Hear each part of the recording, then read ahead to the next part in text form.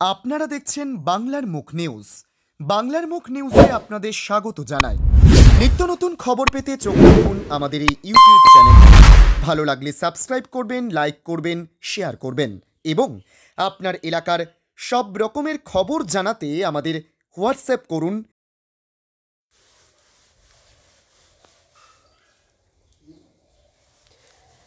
10ই November রক্তাক্ত সূর্যোদয়ের 18তম বর্ষপূর্তিতে নন্দীগ্রাম ভূমি উচ্ছেদ প্রতিরোধ কমিটির শহীদ শ্রদ্ধাঞ্জলি ও শহীদ স্মরণে উপস্থিত শুভেন্দু অধিকারী এদিন কালো পতাকা নিয়ে পদযাত্রায় অংশগ্রহণ করেন। তারপর শহীদ বেদিতে ফুল অর্পণ করে শ্রদ্ধাঞ্জলি জানান। এরপর গোকুলনগর, করপল্লী, নন্দীগ্রাম থেকে শাসক দলের নেতাকর্মীদের উদ্দেশ্যে সংবাদ মাধ্যমে কি বললেন বিরোধী দলনেতা শুনব। বাংলার মুখ নিউজ, নন্দীগ্রাম। আমার শহীদ আমাদের ভুলছি না, ভুলবো না, ভুলছি না, ভুলবো না। আমার শহীদ অমর রহে, অমর রহে, অমর রহে। ঐতিহাসিক 10ই নভেম্বর অমর রহে, অমর রহে, অমর রহে। এই ঐতিহাসিক 10ই নভেম্বর শহীদের রক্ত ব্যর্থ হবে না, হচ্ছে না, হচ্ছে না, হবে না। 10ই নভেম্বর অমর রহে, অমর রহে, অমর রহে।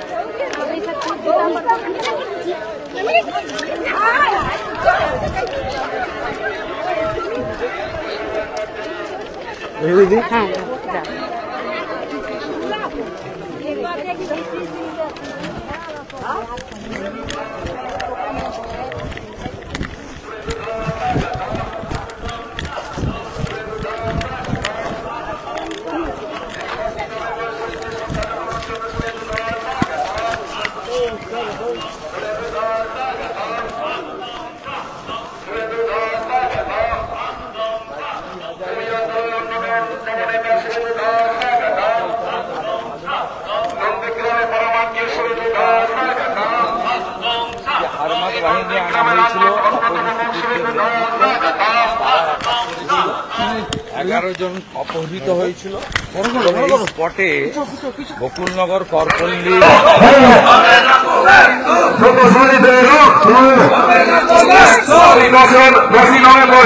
আমরা ভুলছি না, জমি আন্দোলনের শহীদদের আমরা ভুলছি না, ভুলবো না। ভূমি উচ্ছেদ প্রতিরোধ কমিটির শহীদদের আমরা ভুলছি না, ভুলবো না। ভূমি আন্দোলনের শহীদদের আমরা ভুলছি না, ভুলবো না। এই শত শহীদের শত শহীদের শহীদদের আমরা ভুলছি না, ভুলবো না। শহীদদের শ্রদ্ধা নিবেদন এবং পুষ্পার্ঘ্য নিবেদন করার জন্য আমাদের পরমাত্মীয় নন্দীগ্রামের প্রিয়জন শুভেন্দু অবশ্যই পৌঁছে গেছেন, শহীদদের শ্রদ্ধা নিবেদন করছেন। তাই শহীদ পরিবারের যারা এসছেন সবাই শহীদদের প্রতি শ্রদ্ধা নিবেদন করবেন।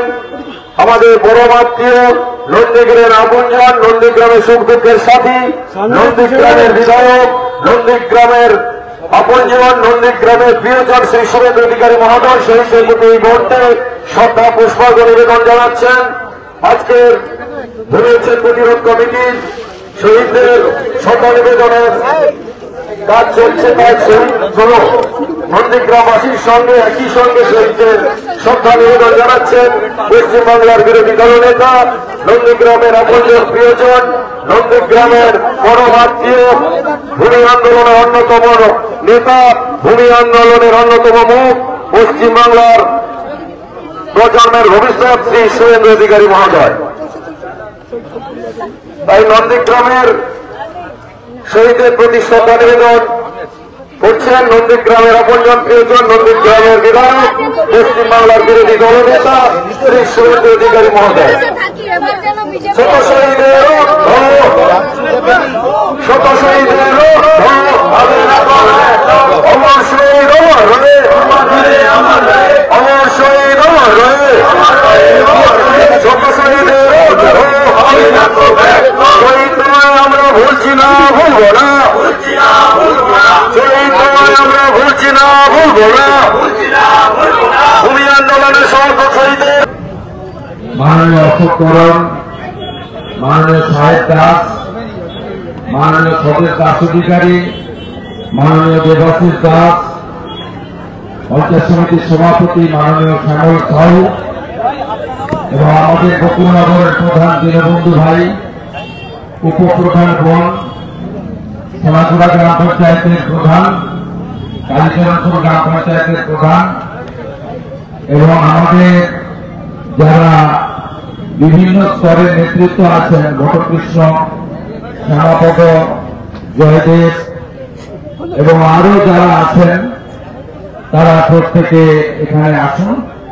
আমরা সংক্ষিপ্তভাবে এই কর্মসূচি পালন করব, কারণ আমাদের যে মূল কাজ আমরা সেই কাজটা করেছি। অর্থাৎ আমরা বকুলনগর পেট্রোল পাম্পের সামনে জমায়েত হয়ে প্রায় সহস্রাধিক মানুষ কালো পতাকা নিয়ে রক্তাক্ত সূর্যোদয়ের 10ই নভেম্বর স্মরণ করে আমরা এখানে সমবেত হয়েছিলাম এবং যে করপল্লীতে তৎকালীন বকুলনগর গ্রাম পঞ্চায়েত এবং বিশেষভাবে তৎকালীন যারা নেতৃত্ব ছিলেন স্বদেশ দাস অধিকারী, অশোক করণদের নেতৃত্বে এখানে করপল্লীতে যে স্থায়ী শহীদ বেদি তৈরি হয়েছিল সেখানে আমরা পুষ্পার্ঘ্য দিয়ে নিবেদন করেছি আমাদের অন্তরের শ্রদ্ধা। এবং আমাদের আদিত্য বেরার সুকন্যা সহ, শ্যামলী মান্নার পরিবার সহ প্রায় 30টির বেশি যারা আত্মবলিদান দিয়ে নন্দীগ্রামের জমি, ভিটা, মাটি আপনারা দেখছেন আমাদের রক্ষা করেছেন।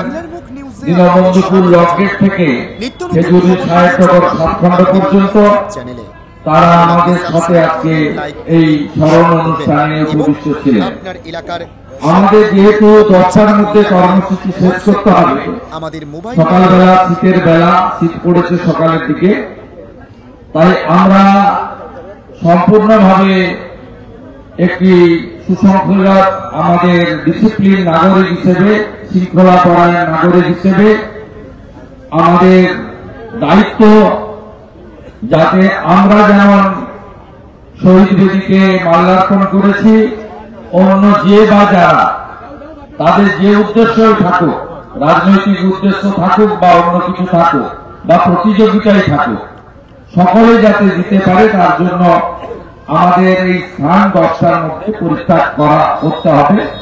এটা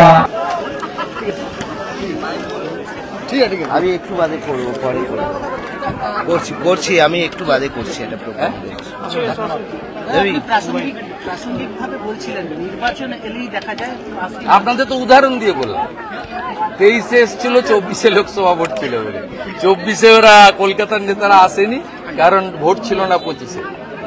এবারে হয়তো আসবে, কেউ কেউ বলছিল আসছে। আমাকে কি একজন বলছিল, ভাই স্নেহাশিস চক্রবর্তী, তিনি পরিবহন মন্ত্রীও ভোটে আসছেন। তা আপনার সাংবাদিকও বলছিল মানসবাবু আসছেন, যদিও মানসবাবু আন্দোলনে ছিলেন না। আন্দোলনে অধীর চৌধুরী, সোমেন মিত্র আলাদা করে একদিন এসেছিলেন।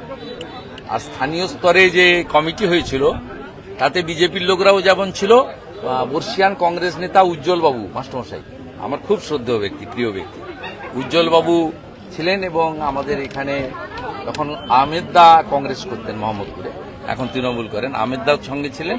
আর আমাদের ওই লম্বা করে লোকটার নাম বলুন, মিলন না, ওরা ছিল স্থানীয় স্তরে, নন্দীগ্রামে তো ছিল, আশরাফুল ছিল, যেটা ইতিহাস তো আপনি অস্বীকার করতে পারবেন। লালকৃষ্ণ আদবানির অবদানও অস্বীকার করতে পারবেন না। সুষমা স্বরাজ, রাজনাথ সিং, সুরিন্দর সিং আলুওয়ালিয়া, রাহুল সিনহা, তথাগত রায়, তাদের আপনি অস্বীকার করবেন? এনএসজি কমান্ডো নিয়ে উনি হেড়িয়া থেকে ফাঁকা করতে করতে ঢুকেছেন সোনাচূড়া বাজারে, আমরা ঢুকতেই পারছিলাম না, আমাদের তো পুলিশ হেল্প করছিল না। ৬২ দিন পার্লামেন্ট বন্ধ ছিল, রাজ্যসভা, লোকসভা। ইতিহাস অস্বীকার মমতা ব্যানার্জি আন্দোলনে ছিলেন, কিন্তু আমি করেছি, আমি সব এগুলো আমি কোনোদিন বলি না ভাই। আমি বলি নন্দীগ্রাম লড়েছে, আমরা সঙ্গ দিয়েছি দিন রাত করে। আর মমতা ব্যানার্জিদের নামে কেস হয়নি, আমার নামে 42টা কেস ছিল, লক্ষণ শেঠের নামে 73টা কেস ছিল। বুদ্ধবাবু তখন বলেছিলেন যে মোবাইল ফোন ট্র্যাক করো, যে লক্ষণ শেঠও যদি ঘটনার দিন প্লেসে না থাকে তার নামও বাদ যাবে, আর শুভেন্দু অধিকারীও যদি যখন ঘটনা ঘটে সেই সময় ওই স্পটে যদি না থাকে প্লেস অফ অকারেন্সে তার নামও বাদ যাবে, এবং সেটা কোর্টই ধরেছিল যে যারা প্লেসে ছিল না তাদের নাম বাদ যাবে। তো আপনি তো সর্বনাশ করেছেন, 117 জন নেতাকে 9টা মার্ডার কেসে ফাঁসি দিয়েছেন। আপনি ত্রুটিযুক্ত প্রত্যাহার কেন করবেন? ত্রুটিযুক্ত প্রত্যাহার কেন করবেন? এই লোকগুলো কোথায় যাবে? ট্রায়াল শুরু হয়ে গেছে। তা আপনার লোকই বেশি আছে, আপনার সঙ্গে যারা আছে, আপনাকে যারা ভোট করেছে, আমার সঙ্গে 2-4 জন আছে, আমি তাদেরটা বুঝে দেবো, মন প্রাণ দিয়ে আমি আমার সুপ্রিম কোর্ট পর্যন্ত তাদের হয়ে লড়বো। আপনার সঙ্গে যারা আছে তাদেরকে তো আপনি পথে বসিয়েছেন, ডেথ সার্টিফিকেট দেননি। ক্লাস 12 পর্যন্ত এখানে বলেছিলেন রেসিডেন্সিয়াল স্কুল দেবো, মাইকে বলে গেছিলেন। 2012 14ই মার্চ নন্দীগ্রাম সীতানন্দ আপনার কলেজের মাঠে কৃষক দিবস যে হয় 14ই মার্চ, সেই দিন বলে গেছিলেন, করেননি। ওই শহীদ মিনারে আপনাকে উদ্বোধনে ডাকিনি বলে আমার উপর আপনার রাগ ছিল। আরে আপনাকে দিয়ে উদ্বোধন করবো কেন? আমি ফিরোজা বিবি আর রাধারানী আড়িকে দিয়ে উদ্বোধন করেছি। ফিরোজা বিবির তরতাজা বাচ্চা চলে গেছে, আমি ফিরোজা বিবিকে দিয়ে উদ্বোধন করেছি, তার সবচেয়ে ক্ষতি তার হয়েছে। আমি এমপি হয়েছি, আপনি মুখ্যমন্ত্রী হয়েছেন, আমরা তো পদ পেয়েছি, রাজনৈতিক ক্ষমতার স্বাদ পেয়েছি। ফিরোজা বিবির তো বাচ্চা চলে গেছে, রাধারানী আড়িকে তো দুবার শারীরিক নির্যাতন করেছে, যা মুখের ভাষায় করা যাবে না, এবং তার গোপনাঙ্গে গরুর খুঁটা ঢুকিয়েছিল। তার স্বামী তাকে নেয়নি, বলে তুমি পরপুরুষ, তোমাকে ছুঁয়ে দিয়েছে, আমি নিব না। আমি তাকে 6 মাস আলাদা করে কাঁথিতে রেখে সব ব্যবস্থা করেছি। পরে তার ছেলে যখন মেট্রো রেলে চাকরি পায় জিএম কোটাতে, তারপরে তার স্বামী তাকে নিয়েছে। সব ইতিহাস আপনি অস্বীকার করতে পারবেন না। আপনি ক্ষমার অযোগ্য কাজ করেছেন, শহীদ পরিবারের লোকেদেরকে ডেথ সার্টিফিকেট দেননি। এমনকি আপনি যেদিন এখানে মিটিং করে বলেন যে ছোট বোন নন্দীগ্রাম, বড় বোন ভবানীপুর, এই মিটিংটা হয়েছিল শেরখাচকে নেকালি ব্রিজের গায়ে, সেখানে আপনি ঘোষণা করেছিলেন আমি দাঁড়াবো এখানে। সেই দিন যারা ক্ষতিপূরণ পায়নি প্রথম দফায় 5 লক্ষ টাকা করে হাইকোর্টের অর্ডারে, তাদেরকে 4 লাখ টাকা করে আপনার সরকার দিয়েছিল, ডিএম দিয়েছিল। 4 জন ওই কর্মসূচিতে যায়নি বলে, আমার সঙ্গে বিজেপিতে গেছিল বলে আপনি তাদেরকে টাকা দেননি। আপনি মুখ্যমন্ত্রী হতে পারেননি সবার, আপনি ভাইপোর পিসি হতে পেরেছেন, আপনি মৌলবাদীদের নেত্রী হতে পেরেছেন, আপনি সকলের মুখ্য। সেদিন আপনি 4 জনকে 4 লাখ টাকা করে দেননি। আমি 3 বছর ধরে আমার রোজগারের অর্থ থেকে 20,000 30,000 করে করে এই 4 জনকে 16 লক্ষ টাকা আমি দিয়েছি। তারা আমাকে দাবি করেনি, কিন্তু তাদের মুখ দেখে আমার মনে হয়েছে যে তারা আমার সঙ্গে বিজেপিতে আসার জন্য তারা আজকে পশ্চিমবঙ্গ সরকারের এই অর্থ থেকে বঞ্চিত হল। অর্থটা তো মমতা ব্যানার্জির ব্যক্তিগত নয়, তৃণমূলের ফান্ডেরও নয়। অতএব কেন এই যে ঘটনাগুলো, এগুলো তো আপনি অস্বীকার করতে পারবেন না। আর আমি তথ্য দিয়ে, ডেট দিয়ে, সত্যটাও আমি ছাড়ব না। আমি পরিষ্কার বলে যাই, আসল পরিবর্তন 11তে হয়নি। আমরা ভুল করেছি। একজন পরিবারবাদী, দুর্নীতিগ্রস্ত, বেকারদের সর্বনাশকারী, হিন্দু নিধনকারী এবং কার্যত উত্তর কোরিয়ার প্রশাসকের মতো প্রতিহিংসা পরায়ণকারী, তাকে এখানে মুখ্যমন্ত্রী করার ক্ষেত্রে আমাদেরও অবদান ছিল। আমরা স্বীকার করি আমরা ভুল করেছি। জনগণকে নিয়ে আমরাই আসল পরিবর্তন আনব। বোতলের পরিবর্তন হয়েছে, মদের পরিবর্তন হয়েছে। দাবি করছে যে আইনি পরিষেবা দেওয়া হবে আন্দোলনকারীদের, তাদের যে সমস্ত সমর্থকদের। দিন না, ক্ষতি কি আছে? আপনাদের অনেক টাকা আছে, দিন না। ভারতবর্ষের 2nd লার্জেস্ট ইকোনমিক্যাল পার্টি আপনারা, 1600 কোটি টাকা আপনাদের অ্যাকাউন্টে আছে। দাঁড় করান বড় বড় লয়ার, দাঁড় করিয়ে সাহায্য করুন, কোনো ক্ষতি নেই। নন্দীগ্রামের যে কোনো লোক, যে কোনো দলের, যে কোনো ধর্মের লোক রথিবালা আড়ি, দেবব্রত মাইতিকে হত্যাকারী ছাড়া তাদেরকে আপনারা সাহায্য করুন, আমি করব। কিন্তু রথিবালা আড়ি, দেবব্রত মাইতিকে যারা খুন করেছে হিন্দু হওয়ার জন্য, তাদেরকে ক্ষমা নাই, ক্ষমা নাই, ক্ষমা নাই। শুভেন্দুদা, একটা জিনিস সেটা হচ্ছে যে এখনো যে হ্যাঁ না সবই ঠিক আছে, কোনো অসুবিধা নেই। বলছি বিএলও দের নিয়ে বলা হচ্ছে, একজন বিএলও মারা গেছেন, বলা হচ্ছে যে তার উপর নাকি প্রচুর প্রেসার দেওয়া হয়েছিল, এত কম দিনে কাজ করতে পারছে। কোনো বিএলও কে বিজেপির কেউ প্রেসার দেওয়ার সুযোগও নেই, বিজেপির লোকেদের সে মানসিকতাও নেই, আমরা করি না এগুলো, আর আমাদের সুযোগও নেই। কারণ প্রশাসন, সরকার, পুলিশকে যারা আইন মানে বা যারা বিরোধী দলে থাকে তারা জানে যে পুলিশ এমনিতেই মিথ্যা মামলা দেয়, আর যদি সত্যিকারে কাউকে ধমকায় সে তো পুলিশ তাকে মামলা করবে, বাড়ি থেকে তুলে নিয়ে গিয়ে জেলে আটকাবে। যদি কাউকে চাপ দিয়ে থাকে, তৃণমূলই চাপ দিচ্ছে। 3 দিনের জন্য মুখ্যমন্ত্রী উত্তরবঙ্গ সফরে যাচ্ছেন, 3 দিনের জন্য মুখ্যমন্ত্রী উত্তরবঙ্গ বেড়াতে যাচ্ছেন।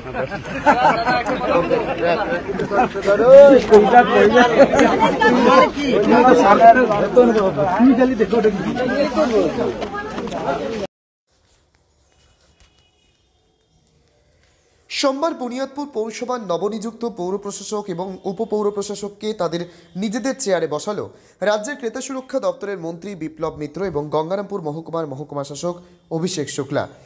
মূলত বুনিয়াদপুর পৌরসভা সহ বেশ কয়েকটি পৌরসভায় পরিবর্তন করা হয়েছে পৌর প্রশাসককে।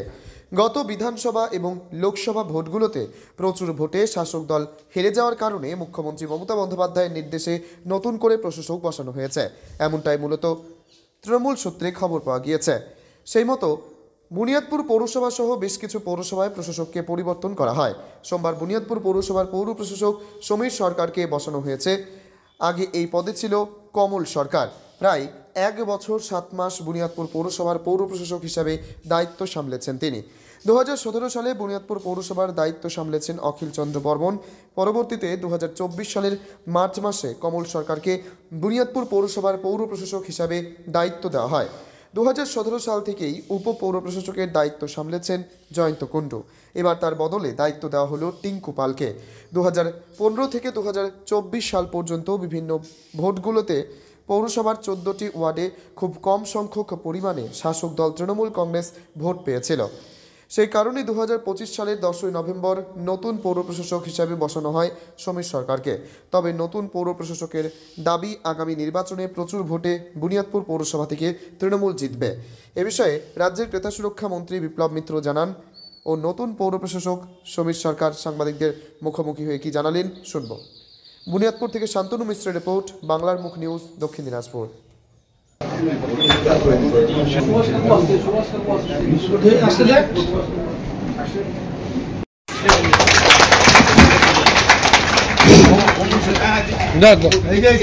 আপনারা কেউ যাবেন না, আমাদের মাননীয় মন্ত্রী মহাশয়ের সময় খুব সংক্ষেপ ছিল, আগে দিয়েছি। আমাদের এরপরেও আমাদের যে বর্তমান চেয়ারপারসন তিনি বক্তব্য রাখবেন এবং সমস্ত রকম কাজে জড়িত থাকেন এলাকার মানুষের স্বার্থে। একটা তাৎক্ষণিক, একটা হয়তো সময় নিয়ে, সেটা যে ইমিডিয়েটলি কোনো কাজ মানুষের স্বার্থে ওই এলাকার করা দরকার রেখে ইতস্তত না করে আপনারা সরাসরি আপনাদের সাজেশন চেয়ারম্যান বা চেয়ারপারসন, ভাইস চেয়ারপারসনের কাছে এসে জানাবেন এবং যারা এতদিন দায়িত্ব নিয়ে কাজ করলো প্রয়োজনে তাদের সঙ্গে আছে। আমাদের একদম সরকারি লেভেলে সেই জন্য থাকতেই হচ্ছে আমাকে মুখ্যমন্ত্রীর সঙ্গে একটা ভিসিতে অ্যাটেন্ড করতে যাবে, তাই আমি বিস্তারিত কিছু না বলে এই যে পরিবর্তন হলো, যেটা দলের পক্ষ থেকে করা হয়েছে, এর একটা বাধ্যবাধকতা ছিল। আমি আশা করব নতুন যিনি চেয়ারপারসন হলেন এবং ভাইস চেয়ারপারসন, পুরনো যারা আছে এবং দলের পক্ষ থেকে যারা দায়িত্বে আছেন, তাদের সবাইকে নিয়ে আমরা টিম বুনিয়াদপুর এভাবে করেই মানুষের পরিষেবা দেওয়ার ক্ষেত্রে যা যা করা প্রয়োজন সবটাই করব। আমাদের মধ্যে যত বেশি ঐক্যবদ্ধ চেহারা আমরা তুলে ধরতে পারবো, মানুষের সমস্যার সমাধানে তত আমরা দ্রুত পদক্ষেপ নিতে পারবো। এই কটা কথা বলে সবাইকে ধন্যবাদ, নমস্কার, সালাম জানিয়ে আমি আমার বক্তব্য শেষ করলাম। এরপর তাদের দায়িত্ব যখন ভার শেষ হয়ে গেল, তারপরে পরপর দুইবার আমরা দেখলাম যে প্রশাসক বদল হয়েছে। তো এই বছর দলের তরফ থেকে কি ড্যামেজ কন্ট্রোল করা সম্ভব বুনিয়াদপুর শহর? কারণ পরপর বিধানসভা এবং লোকসভাতে আপনাদের দল এখানটাতে পরাজিত হয়েছে। কি মনে হচ্ছে যে এবার কি আপনারা ঘুরে দাঁড়াতে পারবেন এই শহর থেকে? না, আমরা কিন্তু পৌরসভার নির্বাচনে হারিনি। আমরা যখন পৌরসভা ইলেকশন হয়েছে আমরা জিতেছি, 14টার মধ্যে 13টাতেই জিতেছি, এবং সেই বোর্ড খুব ভালো মতো অখিল বর্মনের নেতৃত্বে কাজ করেছে। জয়ন্ত কুণ্ডু ছিলেন সেখানটায়, উনি ভাইস চেয়ারপারসন ছিলেন বা চেয়ারম্যান ছিলেন, দুজনে মিলে কাজ করেছে। কিন্তু যেহেতু বোর্ডের সময়কালে নির্বাচন করা সম্ভব হয়নি, সেহেতু সরকারের হাতে এটা চলে গিয়েছে। সেই জন্য সরকার সেখানটায় আমাদের অ্যাডমিনিস্ট্রেটর বসিয়েছে। সেই অ্যাডমিনিস্ট্রেশনে অখিল বর্মনও কাজ করেছে কিছুদিন অ্যাডমিনিস্ট্রেটর হিসাবে। তারপরে কমল সরকারের 1 বছর 7 মাসের মতো কাজ করেছে এখানটায় অ্যাডমিনিস্ট্রেটর হিসাবে, এবং জয়ন্ত কুণ্ডু তার সঙ্গে ছিলেন। অখিল বর্মন ছিলেন না, কিন্তু জয়ন্ত কুণ্ডু সাহায্য করার জন্য তাকে পুরানো লোক সেখানটায় আমরা দিয়েছিলাম। তারা দুজনে মিলেই কাজ করেছেন এবং যথেষ্ট ডেভেলপমেন্টের কাজ আমাদের বুনিয়াদপুরে হয়েছে। এখানকার মানুষের কিছু কিছু হয়তো অভিযোগ ছিল যে অখিল বর্মনের সময় সবগুলো কাজ আমরা করে উঠতে পারিনি। সেই গ্যাপটা কিন্তু পরবর্তীকালে কমল সরকার এবং জয়ন্ত কুণ্ডুরা তারা কিন্তু পূরণ করার চেষ্টা করেছে। এরপরও যদি কোনো জায়গাতে কোথাও ফাঁক থাকে, মানুষের পরিষেবা সবটা পৌঁছানো যায়নি, এরকম যদি কোথাও থাকে, সেইটা পূরণ করার জন্য নতুন করে আমাদের সরকারের পক্ষ থেকে দায়িত্ব দেওয়া হয়েছে প্রশাসক হিসাবে। এখানটায় সমীর সরকার একদম ইয়াং ছেলে, কমলের চাইতেও বয়স কম, সে দায়িত্ব পেয়েছে। আবার আরেকজন যিনি দায়িত্ব পেয়েছেন তিনি হচ্ছে একটা হাই স্কুলে তিনি মিস্ট্রেস, এবং তিনি এমনিতেও সরাসরি কোনো সরকারি কোনো জায়গাতে না থাকলেও তিনি কিন্তু বিভিন্ন ধরনের সামাজিক কাজকর্মের সঙ্গে যুক্ত ছিলেন। তাকেও আমরা দায়িত্ব দিয়েছি পাশাপাশি, এবং তারা দুজন মিলেই এখন প্রশাসন সামলাবেন, কাজ করবেন। এবং আমাদের কমল সরকার যিনি আজকের থেকে প্রাক্তন হলেন প্রশাসক, তিনিও কিন্তু এখানটায় তাদের সঙ্গে সমস্ত রকম পরামর্শ দিয়ে পাশে থেকে সহযোগিতা করবেন, যাতে একটা সম্মিলিত প্রয়াসের মধ্য দিয়ে মানুষের এখনো পর্যন্ত যে রাগ, অভিযোগ, দুঃখ, কষ্ট যেগুলো এখনো আমরা মিটিয়ে দিতে পারিনি, সেগুলো মেটানোর চেষ্টা সবটাই হবে। আমাদের সরকার এটা কম্পিটিশনের মাধ্যমে কাজ করিয়ে দিতে চাইছে, যারা প্রশাসক হবেন কে কত ভালো মতো আরও মানুষের কাজ করতে পারে। নাগরিক পরিষেবাকে ইস্যু করেই বুনিয়াদপুরে ফল খারাপ বলে একটা দলীয় সূত্রে জানা গেছে। পাশাপাশি আপনাদের দল বিধানসভা এবং লোকসভাতে ইয়ে রয়েছে যে পরপর আরো দুটো পুরসভা। দেখো, দল তো সবটা নিয়েই ধীরে ধীরে এগোচ্ছে, তোমরা দেখতেই পাচ্ছ, তোমাদেরই মিডিয়ার মাধ্যমেই সবাই জানতে পারছে যে পশ্চিমবাংলায় বেশ কিছু মিউনিসিপ্যালিটিতে পরিবর্তন হচ্ছে। প্রশাসক যেখানটায় আছে সেখানটায়, আর যেখানটায় চেয়ারম্যান আমাদের ইলেক্টেড আছে সেখানটায় পরিবর্তন যদি কোথাও উপলব্ধি করে দরকার, তারা সেখানটায় দলের নতুন মানুষকে তাকে ওই দায়িত্বে এনে সেখানটায় আরও ভালো মতো মানুষকে পরিষেবা দেওয়ার ব্যবস্থা নিচ্ছে। সুতরাং সেইভাবে এটা দলের দায়িত্ব, দল করবে। যদি মনে করে যে কোথাও দরকার আছে করবে। আর প্রশাসক হিসাবে যারা আছে সেখানটায় নজর রাখছেন মুখ্যমন্ত্রী নিজে। মুখ্যমন্ত্রী যেখানটায় মনে করবেন যে এই জায়গাটায় একে দিয়ে ভালো হবে, তো সেই জায়গাটাতে সেই রকমভাবে পরিবর্তন হবে, এবং আগামী দিনেও পরিবর্তন হতে পারে। তো কিন্তু এখন আপাতত যা পরিবর্তন আমাদের একটা মিউনিসিপ্যালিটিতে হয়েছে, পরবর্তীকালে যদি অন্য দুটো মিউনিসিপ্যালিটিতে পরিবর্তন মনে করে থাকে, তাহলে সেখানটা পরিবর্তন হতেই ঠিক আছে। ভারতের স্বাধীনতা আন্দোলনের অন্যতম নেতৃত্ব রাষ্ট্রগুরু স্যার সুরেন্দ্রনাথ বন্দ্যোপাধ্যায়ের জন্মদিবস উপলক্ষে আজ বিধানসভায় ওনার প্রতিকৃতিতে পুষ্পার্ঘ্য নিবেদন করে শ্রদ্ধা জানিয়ে ওনাকে স্মরণ শুভেন্দু অধিকারীর। আপনারা দেখছেন বাংলার মুখ নিউজ। বাংলার মুখ নিউজে আপনাদের স্বাগত জানাই। নিত্য নতুন খবর পেতে চোখ রাখুন আমাদের এই ইউটিউব চ্যানেলে। ভালো লাগলে সাবস্ক্রাইব করুন। আমি গর্ববোধ করি ভারতীয় জনতা পার্টির কার্যকর্তা এবং ভারতবর্ষের মধ্যে যতগুলি ন্যাশনাল পার্টি আছে, একমাত্র ভারতীয় জনতা পার্টি যেই ন্যাশনাল পার্টির ফাউন্ডার বা সংস্থাপক একজন বাঙালি, বাংলা থেকে শ্যামাপ্রসাদ মুখার্জি, আশুতোষ মুখার্জির ছেলে, যিনি বাংলার ভাগ ছিলেন, ওনার ছেলে ফাউন্ডার। তার পার্টি বিদেশি পার্টি, কমিউনিস্ট পার্টি এখানে রাজ করল, কমিউনিস্ট বিদেশি পার্টি। ভারতীয় জনতা পার্টি স্বদেশী পার্টি, বাঙালি এই মাটির যে জন্মগ্রহণ করেছে উনি তার ফাউন্ডার। আমি গর্ববোধ করি যে এই মাটি থেকে একজন বাংলার ছেলে ভারতীয় জনতা পার্টির ফাউন্ডার হয়েছেন, আর সারা ভারতবর্ষে সেই পার্টি এস্টাবলিশ।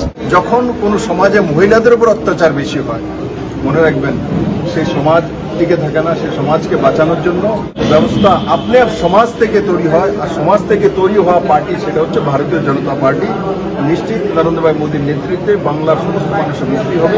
মানুষ বুঝে গেছে ওনার বিদায়ের পালা যাওয়ার সময় হয়েছে, তার জন্য একটা বিশেষ সম্প্রদায়কে খেপিয়ে আমি আজকে আপনাদের এই কার্যালয়ে বলে গেলাম, আপনারা মিলিয়ে নেবেন 2026 ইলেকশনের পরে উনি যেভাবে একটা বিশেষ সম্প্রদায়কে খেপিয়ে এসআইআর এর বিরুদ্ধে তুলে ধরেছেন, এরা একদিন মমতা ব্যানার্জির পুতলা পড়বে এই রাজ্যের। লিখে রাখুন, এরা একদিন, কারণ এদেরকে খেপিয়ে এদেরকে তো নাশ করবেই করবে, নিজেরও বিনাশ করবে। বাংলার তো বিনাশ করে বসে আছে।